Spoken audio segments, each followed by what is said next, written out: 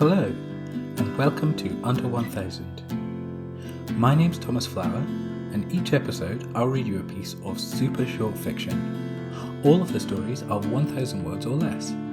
Today, I'll be reading Every You That Meets Me.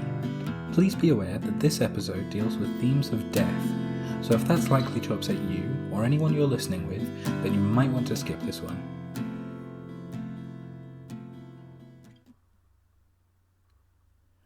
We've seen each other before. Where, when, and how doesn't matter, but we have.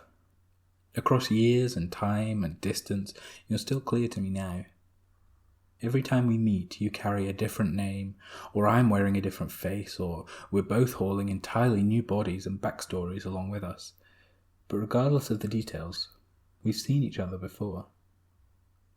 Something about you and I must be intertwined, over so much time I can hardly remember. You appeared to me when we were almost newly formed, living in a world still writhing with freshly birthed energy and potential. I've seen you at the very edge of time, as the sun exploded and our world was turned to vapor and ash. But every time we come back, a different place, a different time, a different you and a different me, forever locked in a dance upon this world we call home. I wonder when it first started. When was the first time you bumped into me and set off this strange chain of cosmic collisions stretching out infinitely before and behind us? I've been almost everything to you. Savior and killer, lover and rival, ruler and follower, mother and daughter, friend and near stranger.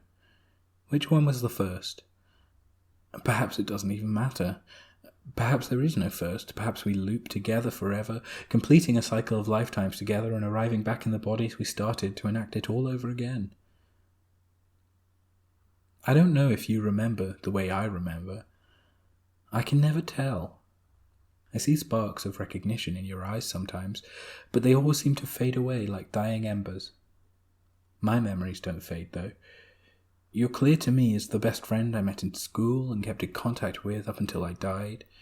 You're clear to me as the father I loved and feared and could never keep a stable relationship with. You're clear to me as the mouse I devoured once when living as a ravenous street cat. You're clear to me as a total stranger who I bumped into once and never saw again. What will you be to me this time? Who knows? I sometimes think that maybe it's only you and I in the whole world. I think we're destined to act out every possible character and combination until we've exhausted ourselves. I think maybe this is a blessing we wished for, to be intertwined together forever. I think maybe this is a curse, a prison placed on us for some ancient and unknown reason. But I only ever recognize you once each lifetime, and I've never seen myself wandering the world, so perhaps I'm entirely wrong. Do you think it will ever end? Will we ever be released into the ether and finished with this all? Life after life after life seems to stretch out infinitely, one behind another. But truly, what is there that's infinite? It's not something I can grasp, so how can I be sure it's the truth? Maybe one day we'll be free, liberated from this eternal dance to pass on to whatever comes next for each of us. I think this time I'll just pass you by. Maybe we'll share a smile and a nod and there'll be a brief moment of recognition. I don't think I'll try to make anything more of it this time. The last one was so heavy and intense. Let's take some space and time apart. But then, what will you do? Maybe somehow you'll become part of this life without my intending you to. Who knows what the future holds, especially when time is a confusingly crumpled ball the way it is for you and me. In my wildest thoughts, I imagine that we are actually the same soul, viewing things from opposite ends of a chain. You've been working your way through one series of experiences, and I another, and eventually we'll meet in the middle and swap over. If that were true, would things be different when we try again from each other's perspectives? Hindsight can do so many things. Perhaps it can change the world entirely. Perhaps I am, the world entirely. Every you, every me, all of the us's we've been, stretching far, far out into the distance in either direction. For what purpose, with what reasoning, to what end, I still don't know. But here we are, going back and forth again and again and again and again. I don't know what I feel for you anymore. I thought we must be a pair formed of the purest love, but that can't be true. After the things you've done to me and I've done to you, it can't be love that keeps us together.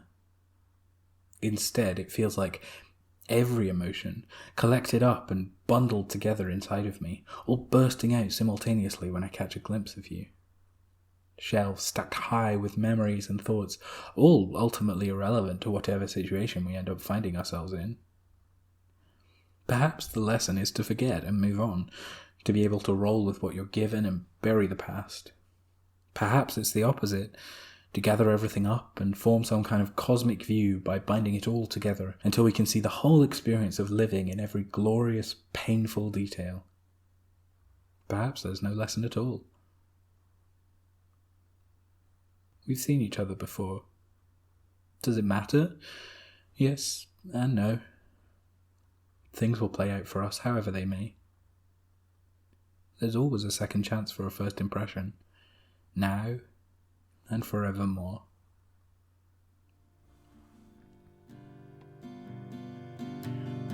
Thank you for listening to Under 1000. I'm your host, Thomas Flower. To follow the show online, look for Under 1000 Pod on Twitter or Facebook.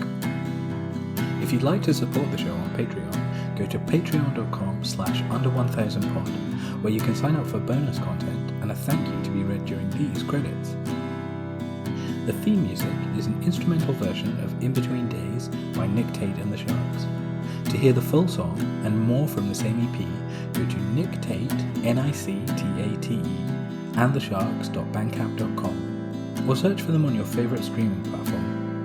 I hope you enjoyed this episode and that you'll join me again next time for some more super short fiction.